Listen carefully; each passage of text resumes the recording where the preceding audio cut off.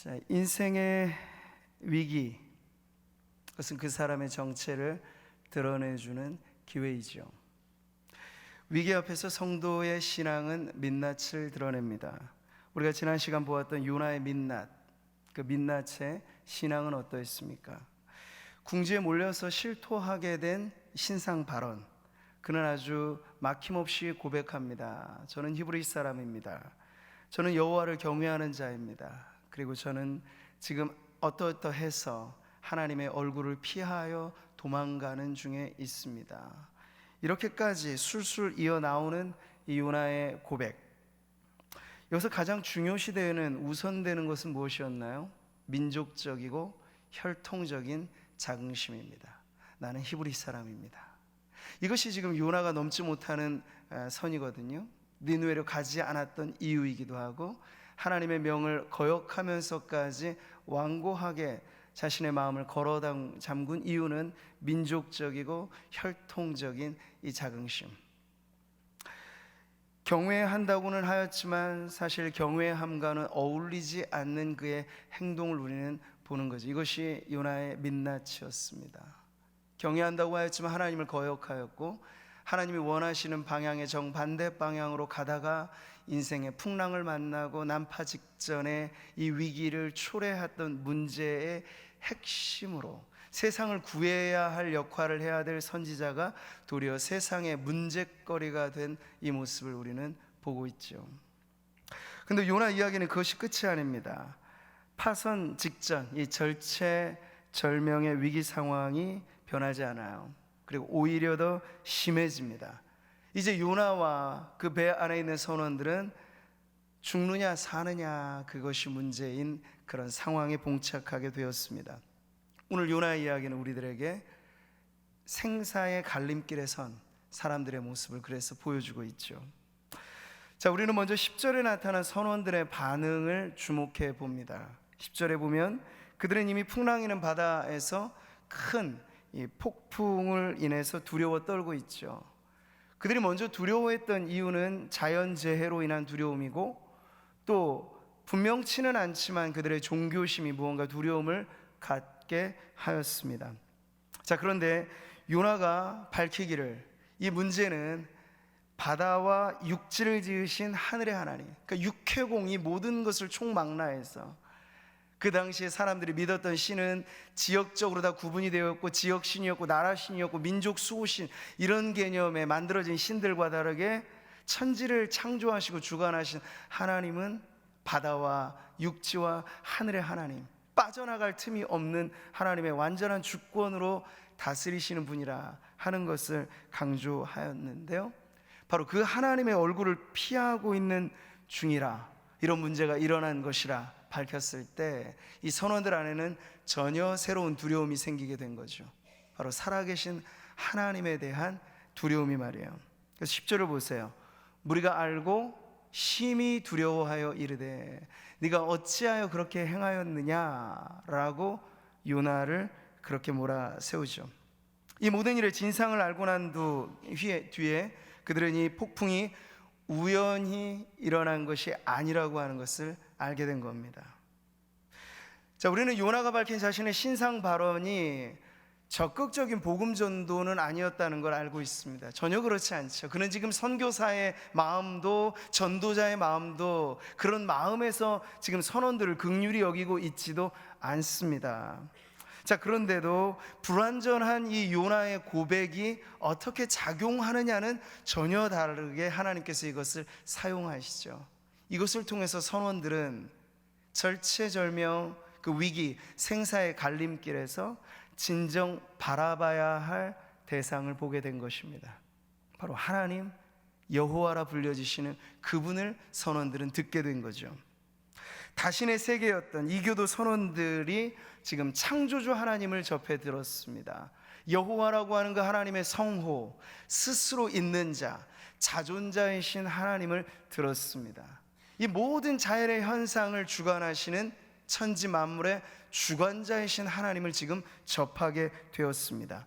하나님이 역사하시면 잠잠했던 바다도 이내 흉흉해진다는 사실을 알았습니다. 짧은 정보이지만 이것이 선원들로 하여금 살아계신 하나님에 대한 두려움을 자아내기에 충분하도록 하나님께서 역사하셨다는 거죠.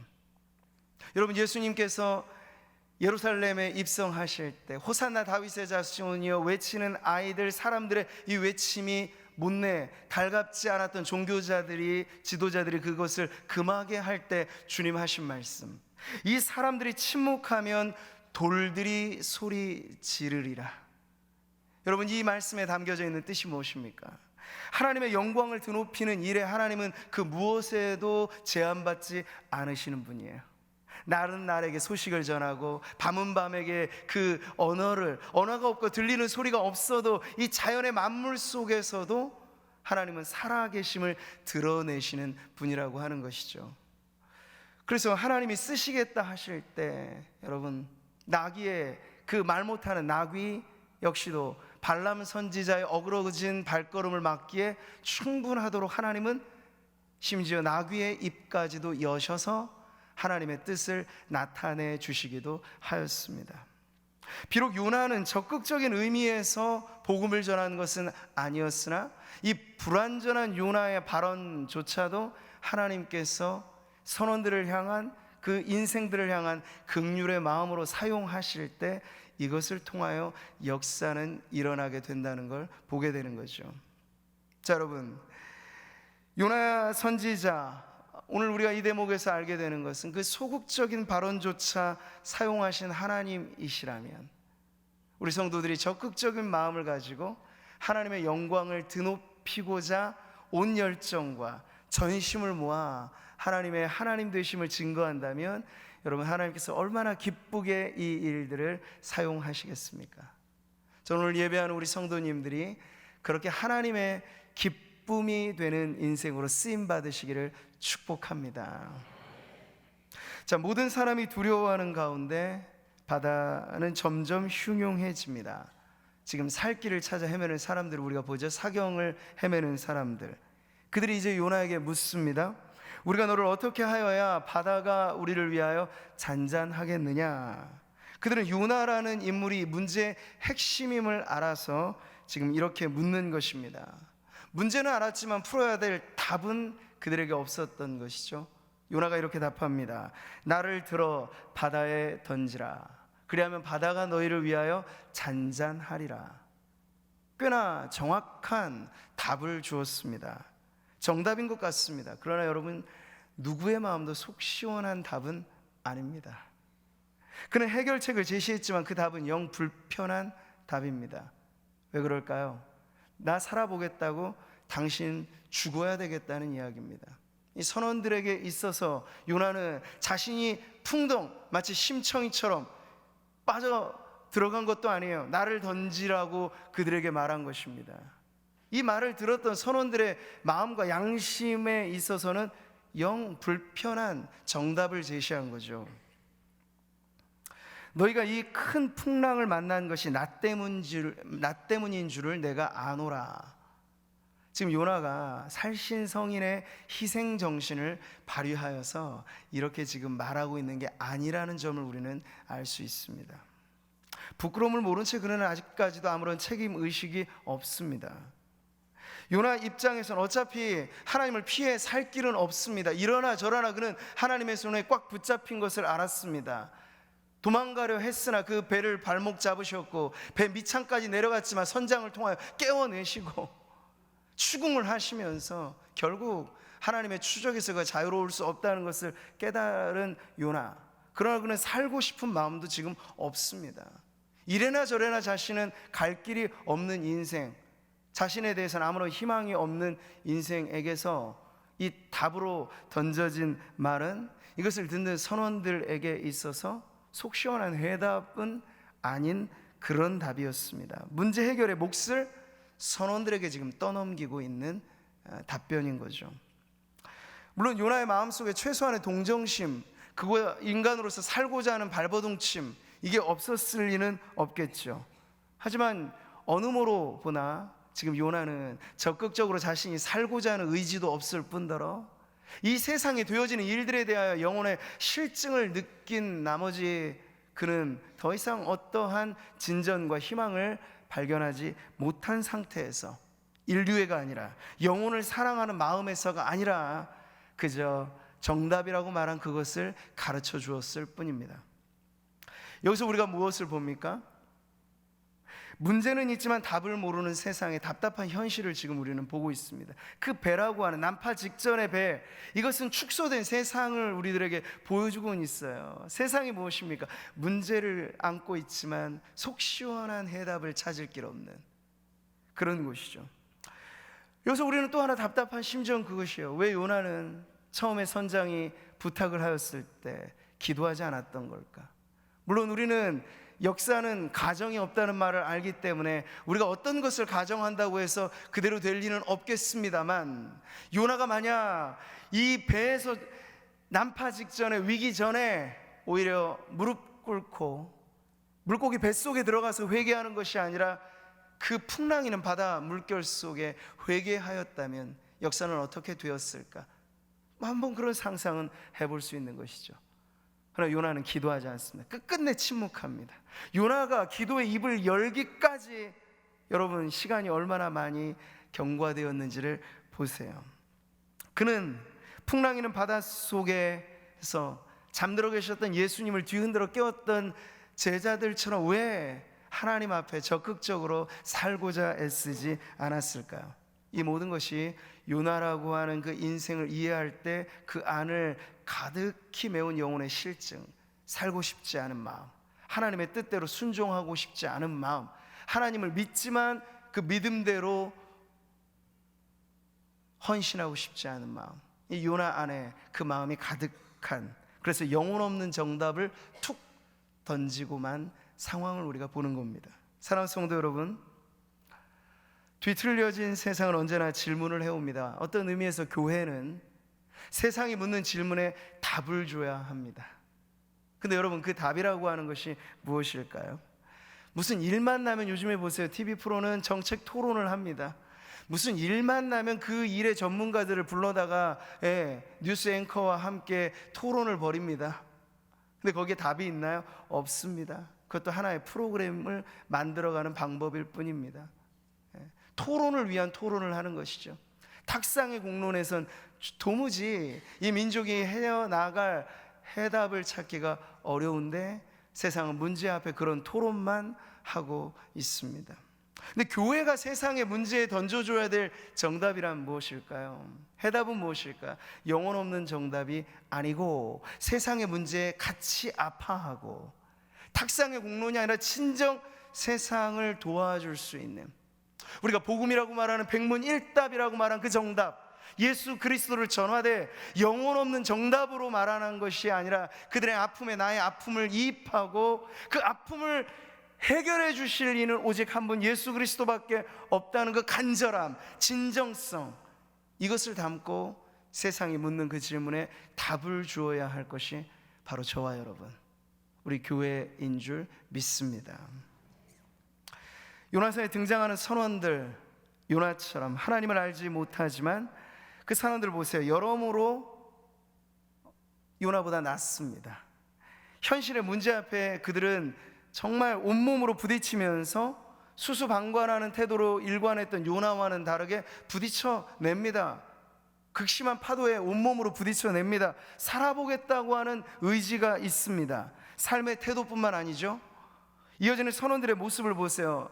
요나가 던진 이 영혼 없는 정답을 받아서 옳았구나, 이때다 하고 냉큼 요나를 던져버립니까? 안 그래요. 그들에게는 요나에게 없었던 오히려 인류애가 있습니다. 그들에게는 요나에게는 없었던 사람에 대한 최소한의 존중과 예의와 사랑이 있습니다.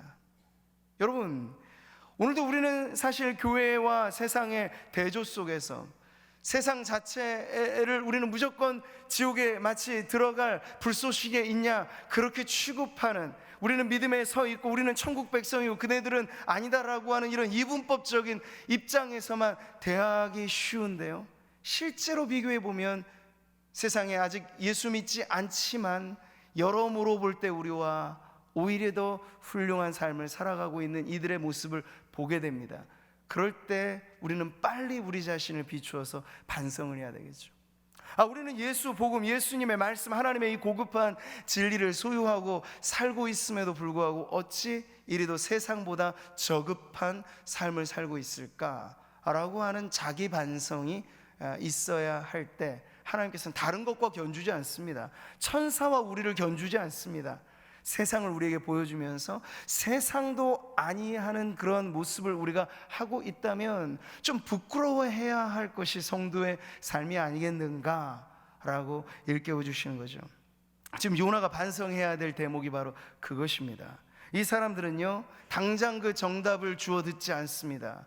어떻게 해서든지 그들도 살아보겠다고 발버둥 치지만 요나도 죽이려 하지 않는다는 거예요. 생면부지 인간이고 그 때문에 문제가 일어난 것까지는 알지만 그가 죽어야 우리가 살겠다는 답도 들었지만 그것을 끝끝내 그 답대로 요나를 바다에 던지고자 하지 않았던 그들의 의지적인 투쟁을 우리가 보게 되는 것이죠. 여러모로 볼 때 요나보다 나은 사람들의 모습을 보고 있는 거예요. 자, 그렇지만 문제가 좀처럼 호전되지 않습니다. 요나를 죽게 하여 자신이 살기를 바라지 않아서 할 수 있는 한 최선으로 바다와 싸워보겠다고 애를 씁니다. 그런데 그들이 싸워야 될 대상은 바다가 아니고 그 바다 풍랑을 일으킨 장본인이 하나님이시기 때문에 하나님을 어찌할 수 없다는 마지막 답에 이르러서 그들은 그제서야 손을 듭니다. 자, 그래서 보세요. 상황이 더 악화되는 것. 11절에는 점점 흉해진 바다를 보여주는데 애를 쓰면 쓸수록 13절에 보니까 점점 더 흉흉해지는 바다를 보여주고 있는 것이죠. 세상의 자구책이 가진 한계를 보여주고 있는 겁니다. 세상도 알죠. 그들의 문제, 죄와 사망이라고 하는 그 원리, 원칙, 힘, 중력처럼 우리를 잡아끄는 그 강력한 파워를 말해요. 그래서 세상 그것을 좀 해결해 보려고 애를 많이 씁니다. 자구책을 마련합니다. 법을 개선하고 제도를 마련하죠. 과학과 기술을 향상시킵니다. 그래서 인간의 지식을 총동원해서 학문을 발전시킵니다. 요즘에는 신의 코드라고 불리는 DNA까지도 복제할 욕심을 내면서 인간 복제의 야심을 드러냅니다. 인간과 꼭 닮은 인공지능을 만들어내면서 신의 영역까지를 도전해 보겠다고 애를 씁니다. 그런데도 보세요. 이 모든 것이 노력이 없어서가 아닙니다. 자구책을 만들어내지 않아서가 아닙니다. 이런 노력에도 불구하고 세상의 근본 처한 위기는 해결될 기미가 보이지 않는다는 거예요. 세상이 발전되는데도 왜 죄수를 수감하는 교도소는 자리가 모자란 걸까요? 세상이 이토록 발전되는데도 사람들의 죽음으로 묻어지는 이 묘지는 갈수록 부족해지고 있을까요? 세상이 이토록 발전되는데도 쓰레기가 태평양의 한 섬을 이루는 이런 비양심, 쓰레기를 못 사는 후진국에 수출해서 팔아넘기는 이런 비양심들은 왜 해결이 되지 않는 것일까요? 인간의 자구책이 미봉책일 뿐임을 보여주는 내용들이죠. 근본 세상이 안고 있는 질문에 답을 줄 수 없다는 것을 가르쳐주고 있습니다. 오 하나님, 우리의 마음은 하나님 안에서 누릴 영원한 안식을 얻을 그날까지 결코 편안할 날이 없습니다. 히포의 어거스틴이라고 불리는 이 교부가 고백한 말이죠. 그는요, 청소년기 18살의 사생자를 낳은 방탕한 삶을 살았던 인생입니다. 철학과 세상 문화에도 심취하여서 허랑방탕한 그야말로 생을 살았습니다. 게다가 20대에 접어들어서 당시에 가장 심각한 이단이었던 마니교에 심취합니다. 그는 그것이 자신의 영혼의 방황을 해결해 줄 답이라고 생각했지만 도무지 미궁 속을 빠져나오지 못합니다. 이런 어거스틴에게 그런데 한 가지 빗줄기가 비춰졌던 건 그 아들을 위하여 낮마다 눈물로 기도하는 어머니 모니카의 기도가 있었습니다. 눈물의 자식은 결코 망하지 않습니다 라는 그 위로의 말을 가슴에 새겨놓고 밤마다 낮마다 시시때때로 아들을 위해서 기도했던 그 어머니의 기도가 사실 어거스틴이라고 하는 인물을 지탱해준 보이지 않는 힘이었던 것이죠. 그런 훗날 회심 이후에 바로 이 사실을 깨닫게 됩니다. 그러나 겉으로 드러난 그의 모습은 여러분, 철학자요, 교수요, 사람들의 보기에는 무엇 하나 부족할 것 없이 세상에 있어서는 탑 클래스에 속해 있는 그런 인간으로 분류가 되었습니다. 하지만 그는 집떠난 탕자였고 도무지 아버지의 집을 기억해내지 못하는 기억 상실증 환자로 긴긴 세월을 방황해야 했던 것이죠. 그런데 때가 되어 하나님이 그를 부르실 때 그는 극적으로 회심을 경험하게 됩니다. 때는 386년 어느 날 실제인지 환청인지 모를 그런 어린 아이의 소리가 그에게 들립니다. 집어라, 읽어라. 집어서 읽어라. 톨레레게, 톨레레게. 라틴어로 그렇게 계속해서 그의 귓전에 들리는 말. 어떤 하나의 암시로 듣고 그는 그때 가까이 펼쳐져 있던 성경책을 봅니다. 그의 눈을 사로잡고 그의 영혼을 사로잡는 말씀이 그에게 스며들어올 때, 여러분, 그 말씀, 한 인생을 하나님께서 이제 더 이상 방황치 않고 방황의 종지부를 찍게 해주었던 회심에 이르는 말씀이 여러분 과연 무엇이었을까요? 우리 같으면 요한복음 3장 16절 내지는 로마서 5장 8절 이런 말씀을 기대할 것 같은데, 어거스틴이라고 하는 대단한 교부가 그의 인생에 회심을 일으킨 이 성경의 구절은 다름 아닌 로마서 13장 13절 14절 말씀이었습니다. 우리 같이 한번 읽어볼까요? 낮에와 같이 단정히 행하고 방탕하거나 술 취하지 말며 음란하거나 호색하지 말며 다투거나 시기하지 말고 오직 주 예수 그리스도로 옷 입고 정욕을 위하여 육신의 일을 도모하지 말라. 인류 역사상 사실 이 본문, 이 구절 가지고 직격탄을 맞듯 하나님의 이 은혜를 깨닫고 진정 회심에 이른 그런 영혼의 고백을 우리는 흔하게 들을 수 없습니다. 근데 여러분, 진정 하나님의 말씀은 살아있고 운동력 있는 것을 여러분 믿으십니까? 성경의 어느 구절이라도 하나님께서 그것을 들어 쓰시면 방황하는 영혼의 고삐를 쥐고 더 이상 가시체를 뒷발질하지 않는 고통의 세월의 이제 마침표를 찍고 하나님께로 돌이키게 하실 때, 하나님은 어떤 말씀이라도 살아 운동력 있게 역사하실 때 그 말씀을 통하여 길 잃은 영혼을 갈 길을 찾도록 인도해 주신다는 거예요. 이것이 우리가 모든 예배 때 모든 말씀에 귀를 열고 청종해야 할 이유입니다. 어떤 말씀을 통하여 하나님 우리에게 들어오실지 몰라요. 어떤 말씀을 통하여 여러분이 고민하고 있는 이 현실의 문제에 답을 주실지 몰라요. 하나님께서는 지혜로운 분이십니다. 그리고 설교자가, 목회자가 이 단상에서 한 말씀을 전하자면 이것이 여러분에게 들려질 때 성령께서는 기막히게 여러분에게 통역을 해주실 거예요. 여러분의 상황에 적합하게. 그런 기대가 있기 때문에 오늘도 우리는 하나님의 말씀에 기대를 걸고 그 말씀이 세상의 답이 되는 줄 믿게 되는 것입니다. 지금도 세상은 여러분 똑똑한 사람이 넘쳐납니다. 석박사, 박사 이상의 많은 사람들 가득한 게 이 세상입니다. 이제 사람보다 똑똑한 인공지능 로봇이 상용화되고 어렵지 않게 그 로봇들과 함께 마치 애완견들과 같이 다니는 사람들을 우리가 이제 흔하게 보는 것처럼 그런 세상이 우리 앞에 펼쳐질 것입니다. 여러분, 그러면 세상의 근본적인 질문엔 답이 생겨지는 걸까요? 그렇지가 않아요.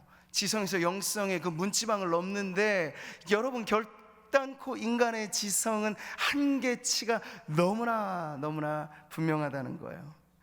게다가 생명을 주시는 성령의 법을 우리가 깨닫고 그 법에 매인바되어 참된 자유와 해방을 누린다라고 하는 것은 인간의 이성, 인간의 경험, 인간의 그 어떤 것도 하나님의 은혜를 대치할 수 없다는 사실이죠.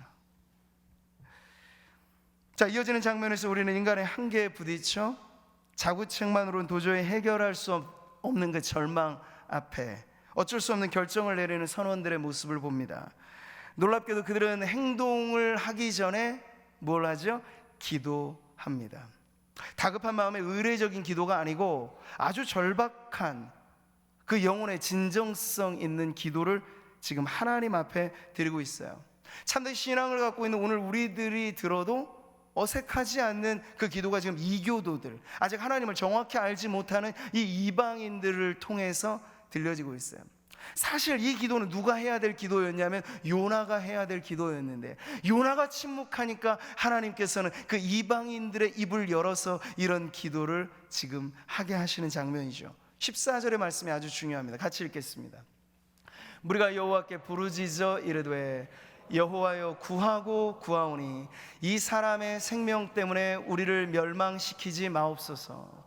무죄한 피를 우리에게 돌리지 마옵소서. 주 여호와께서는 주의 뜻대로 행하심이니이다 하고.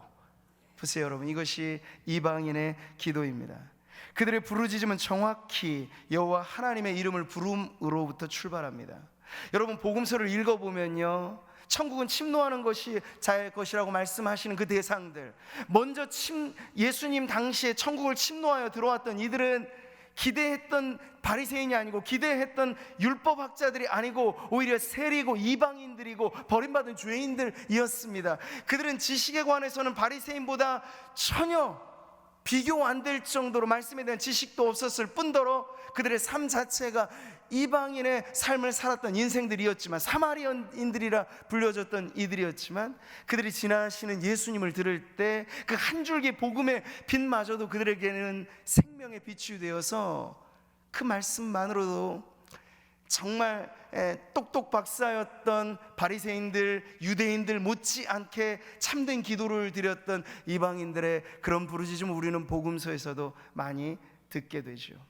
지금 요나서에 담겨져 있는 이방인의 기도가 바로 그런 것입니다. 여호와 하나님의 이름을 부릅니다. 그리고 그들이 앞으로 해야 될 일이 떳떳지 못한 죄임을 그들은 압니다. 자신들이 살겠다고 알지 못하는 이 사람을 바다에 던져놓는 것이 못내 마음에 걸리지만 어쩔 수 없는 한계 속에 그가 가르쳐준 정답대로 하지 않으면 안 될 상황이기 때문에 자신들을 용서해달라는 그러한 기도를 그들은 하고 있습니다. 구원을 하나님께 요청하고 있습니다. 그러면서 그들은 마지막 그들의 기도의 대미를 장식할 때 이 안에 무언가 하나님의 뜻이 있음을 깨달아 하나님의 뜻대로 행하소서. 기도 중에 가장 위대한 기도가 있다면 하나님의 뜻대로 이루어지이다, 그 기도가 아닐까요? 근데 지금 이방인들이 하나님의 뜻을 구하며 그들의 기도를 마치고 있습니다. 기도의 구성 요소, 기도의 내용, 어느 모로 볼 때 손색 없는 기도를 그들이 드리고 있습니다. 우린 여기서 십자가 한편에 달렸던 강도의 기도가 떠오릅니다. 그 역시도 평생을 탕자처럼 살았던 인생, 죽음의 갈림길, 생사의 갈림길, 마지막 한 줄기 빛으로 비춰졌던 그 옆에 십자가에 박히신 예수 그리스도. 근데 그분은 나와 같은 죄 때문에 십자가를 지지 않으셨다는 그 순간의 깨달음이 그를 사로잡을 때 그는 한 문장의 짧은 기도, 그의 생에 있어서 유일무이했던 마지막 신앙 고백이자 마지막 기도를 이렇게 외칩니다. 주 예수여, 당신의 나라에 임하실 때 나를 기억하소서. 우리는 강도에게서 어떤 신앙 고백도 들어본 적이 없습니다. 그런데 아십니까 여러분, 이 고백, 이 기도를 듣고 예수님 하신 말씀, 어떤 죄인들보다도 먼저 혜택과 축복을 받게 되기를, 오늘 네가 나와 함께 낙원에 있으리라.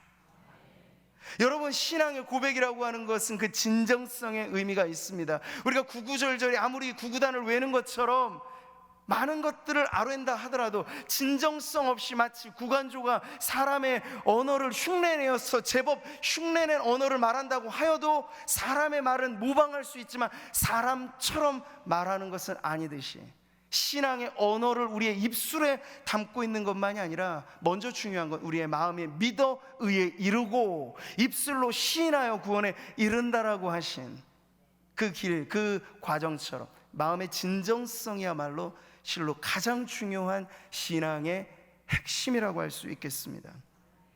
물론 우리는 그 이상의 많은 상상을 하기는 어렵습니다. 이 요나서에 나오는 이방인들의 기도만으로 그들의 신앙 여부, 구원 여부를 우리가 속단해서 판단할 수는 없겠습니다만, 요나서가 가지고 있는 핵심 메시지는 결국 이방인의 구원 문제인데, 기막히게도 하나님께서는 그 타겟으로 삼고 있는 니느웨라고 하는 이방인뿐만 아니라 이 서두에 이름도 알지 못하는 그 이방의 선원들, 이방의 그 사람들 역시도 요나라고 하는 철저하게 헌신되기보다는 오히려 반역하고 거역하는 탕자 같은 하나님의 종과의 만남, 스쳐 지나가는 듯한 그 짧은 만남을 통해서도 이 이방인 선원들로 하여금 여호와 하나님을 알게 하고 듣게 하고 또 믿음으로 기도하게 하셨다는 점에 있어서 우리는 생사의 갈림길에 선 인생들에게 하나님이 행하시는 얼마나 크고 놀라운 일들이 이와 같이 일어나는가를 깨닫게 되는 것이죠.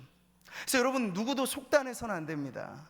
죽음이 우리의 영혼과 육신을 갈라놓는 마지막 순간까지 인간들에겐 기회라고 하는 것이 있는데, 하나님께서는 이 생사의 갈림길에 선 인생들에게 마지막까지도 기회를 주시는 분이라고 하는 사실을 오늘 우리는 이들의 모습을 통해서 깨닫게 되는 것이죠. 그러니 우리 주변에, 그래서 임종의 마지막 순간에조차도 복음을 통해서 그 마지막 고백이 천국에 들어가는 열쇠가 되는 그러한 경우들을 우리는 많이 봅니다. 끝까지 우리는 포기할 수 없는 열정과 영혼을 사랑하시는 하나님의 마음을 가지고 그들에게 나아가 인생의 참된 해답이 되시는 예수 그리스도를 전해야 할 줄 믿습니다. 여러분, 이들은 기도만 한 것이 아닙니다. 그래서 구출을 받고 난 다음에 이들의 전혀 새롭게 변화된 모습까지를 보여주죠. 오늘 16절의 말씀이 그렇습니다. 같이 읽어볼까요? 그 사람들이 여호와를 크게 두려워하여 여호와께 제물을 드리고 서원을 하였더라. 예배를 드립니다. 그리고 뭔가 새로운 마음의 결단을 하고 서원까지 하는 것을 봅니다. 그 다음에 이야기에 대해서 요나서는 침묵하지만 우리의 상상은 충분히 이 선원들의 이 이후의 인생의 이야기가 어떻게 펼쳐졌으리라 하는 것을 긍정적으로 상상해 볼 수 있는 것이죠. 사랑하는 성도 여러분, 그렇습니다. 오늘 요나서 그 중심 인물이 요나이지만 하나님께서는 이 요나라고 하는 인물이 지나가는 경로에 그를 만나는 사람들에게 그 만남을 통해서 어떠한 일들을 일으키시나 하는 것을 보여주고 있습니다. 그가 깨닫든 깨닫지 못하든 이것은 마찬가지입니다. 성도로서 우리가 이 땅을 누비며 살아갈 때 우리와의 만남이 복이 되는 인생들이 있다는 사실을 우리는 언제나 기대하는 마음으로 우리의 생을 살아가야 될 줄 믿습니다. 옷깃 스치는 정도의 인연이라고 말을 하지만 그 짧은 만남을 통해서도 우리가 하나님의 천국 대사로 비치고 소금으로서 그 역할을 감당한다면 우리는 천국 가서 놀랄 일들을 꽤나 보게 될 것입니다. 그때 그 순간 당신과의 만남을 통하여 당신이 내게 전해준 그 이름 예수를 통하여 내가 이 자리에 왔다고 말하는 그 이들과의 만남이 우리 천국에 기대되는 그 만남이 되는 이 땅을 살아가는 그 인생의 삶에서 바로 그러한 축복의 통로된 역할을 저와 여러분이 감당하게 되기를 바랍니다. 요나조차 몰랐던 하나님의 그 뜻, 선원들의 인생을 통하여 변화되어진 하나님의 그 역사, 다시 한번 그들이 고백하는 이 마지막 고백이 우리들의 마음을 울립니다. 주 여호와께서는 주의 뜻대로 행하심이니이다. 아직까지 요나는 그 만남의 반면교사 역할을 할 뿐입니다. 결정적인 그리고 타이밍에 이제 요나는 자신의 몸이 던져짐으로 인하여 문제가 해결되어지는 그 상황을 보게 되죠. 기막힌 것은요, 아무리 애쓰고 노력해봐도 흉용한 물결이 잠잠해지지 않았는데 요나가 던져지자마자 바다는 언제 그랬느냐 하듯 고요해집니다. 성경의 이 표현을 보세요. 요나가 던져지자 그친지라, 던져지자 그친지라. 여러분, 오늘 이 말씀까지 우리가 계속 보게 아마도 요나서를 끝맺는 과정까지도 우리는 요나서의 가장 문제적 인물은 요나 자신이라고 하는 걸 보게 될 겁니다. 이거 참 두 눈 뜨고 보기에는 쉽지 않은 내용입니다. 왜냐하면 그들과 우리를 이입할 때, 그와 우리를 이입할 때 우리에게 부딪혀오는 양심과 신앙의 찔림은 작지 않을 것이기 때문에, 그렇지만 그럼에도 불구하고 하나님이 깨닫게 해 주시는 것은 요나라고 하는 이 인물 안에 아직도 해결되지 못한 그 문제, 그가 진정 던져야 했던 그 문제가 해결되지 않기 때문에 요나의 영혼 안에는 아직까지도 일렁이는 흉흉한 바닷물결처럼 하나님과의 관계에서 화평을 누리지 못하고 있다는 거예요. 근데 요나라고 하는 문제가 던져지니까 바닷물결이 잠잠해지듯이 우리 안에 하나님과 반대되어지고, 그래서 하나님과 화평을 누리지 못하게 하며 우리의 영혼이 고동치게 만드는 그 문제가 무엇이든지 그 문제가 던져져야 하나님과 화평을 누리게 될 것입니다. 죄와 용서의 관계가 정확히 그러하죠. 우리 주님은 선하셔서 70번씩 7번이라도 회개하면 용서해 주십니다. 회개하면 용서해 주십니다. 근데 그 단서 조항은 너무나 뚜렷하잖아요. 우리가 죄라고 하는 그 문제를 은혜의 바다에 던져야 하나님께서 우리 안에 참 평강을 주신다는 거죠. 근데 끝끝내 그것을 우리가 던지지 못한다면 어떨까요? 요나가 지금 아직까지 그 상황이에요. 그는 자신의 몸을 던질지언정 자기가 진정 던져야 될 자존심, 자긍심, 자기 고집, 선입견, 이런 것들을 아직까지 버리지 못한 상황이었습니다. 우리도 마찬가지예요. 우리 눈에 일렁이는 바닷물결은 없잖아요. 우리의 인생에 물결이 고동치고 있다면 우리 무언가 아직까지 내려놓고 하나님 앞에 버리고 던져야 될 문제가 우리의 안에 남아있다고 볼 수 있는 것이죠. 저는 모르겠습니다만 저와 여러분, 오늘 이 말씀 앞에서 여러분이 던져야 할 문제가 무엇인지는 하나님과 여러분 사이에 아실 것입니다. 오늘 결단하십시오. 그 문제를 던지세요. 그게 죄이든 아니면 하나님 앞에 항거하고 있는 어떤 것이든 그것을 끝끝내 내 마음에 간직하면 화평함을 누릴 수 없게 만드는 바로 그것, 어거스틴이 고백한 것처럼 하나님 안에서 참된 안식을 누리지 못하게 만드는 그 무엇이든지 여러분 은혜 바다 앞에 던지십시오. 십자가 그늘 아래 묻어두시기 바랍니다. 그리고는 뒤돌아보지 마세요. 그리고는 걱정하지 마세요. 해결은 하나님이 하실 텐데 하나님의 기막힌 손길은 우리가 문제를 던질 때 언제 그랬냐는 듯이 바다는 고요해지고 우리의 영혼에 춤추듯 이렇게 일렁이는 인생의 고뇌의 파도는 언제 그랬냐는 듯이 잠잠해질 줄 믿습니다. 생사의 갈림길에 선 사람들을 우리가 봅니다. 선원들, 요나 모두가 그랬습니다. 죽느냐 사느냐의 기로에서. 근데 선원들은 이 생사의 갈림길에서 하나님을 붙잡습니다. 하나님께 기도합니다. 그랬더니 그들에게 살 길이 열립니다. 근데 정말 그래야 했던 요나는 아직까지도 하나님 앞에 내려놓지 못하고 생사의 갈림길에서조차 하나님을 의지하지 않고, 그랬더니 그는 죽음의 바다에 던져지는 이 마지막, 오늘 본문의 마지막 아름다운 모습을 우리들에게 보여주고 있습니다. 우리도 마찬가지입니다.